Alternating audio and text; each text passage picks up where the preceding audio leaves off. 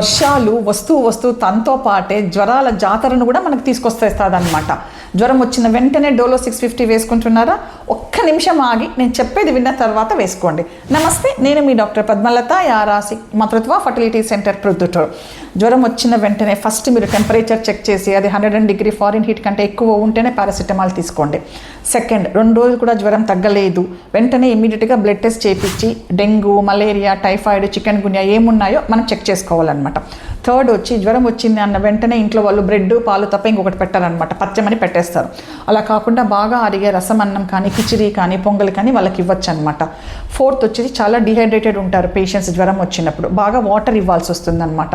అలాగే కొంతమంది వాటర్ బదులు ఫ్రూట్ జ్యూస్ బాగా ఎనర్జీ వస్తుందని ఈ ప్యాక్డ్ ఫ్రూట్ జ్యూసెస్ ఇస్తారు. వాటిలో షుగర్ కంటెంట్ ఎక్కువ ఉంటుంది, దాని బదులు ఒక చిన్న ఫ్రూట్ ఇవ్వండి, అది చాలా మంచిది అనమాట వాళ్ళకు.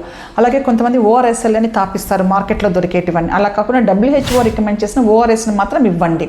ఇంకా ఇవన్నీ కూడా కుదరలేదు, న్యాచురల్గా దొరికే కొబ్బరి నీళ్ళు ఉన్నాయి మనకు, లేదా ఇంట్లో తయారు చేసిన రాగి జావా, నిమ్మరసము, బార్లీ నీళ్ళు ఏవైనా కూడా ఇవ్వచ్చండి, బాగా హైడ్రేషన్కి ఉపయోగపడతాయి అన్నమాట.